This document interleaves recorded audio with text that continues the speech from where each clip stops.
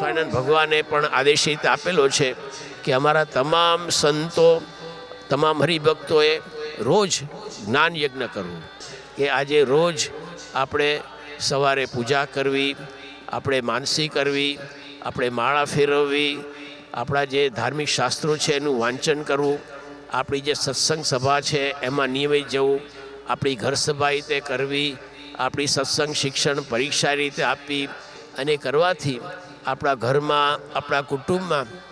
સર્વ પ્રકારે સુખ શાંતિ રીતે વર્ષે.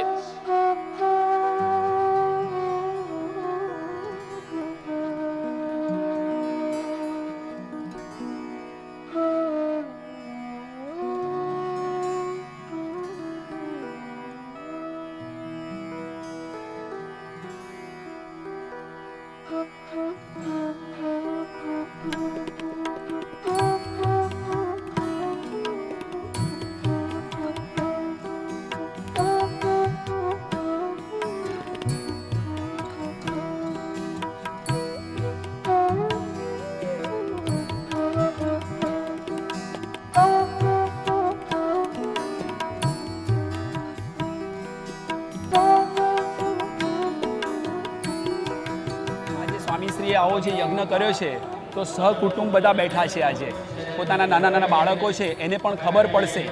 કે આ યજ્ઞ શું છે, યજ્ઞમાં કેવી વિધિ હોય છે, એની અંદર એનું શું મહત્ત્વ છે, એ દરેક વસ્તુ આજે સહકુટુંબ અહીંયા આગળ બધા બેઠા છે, દરેકને એની અનુભૂતિ.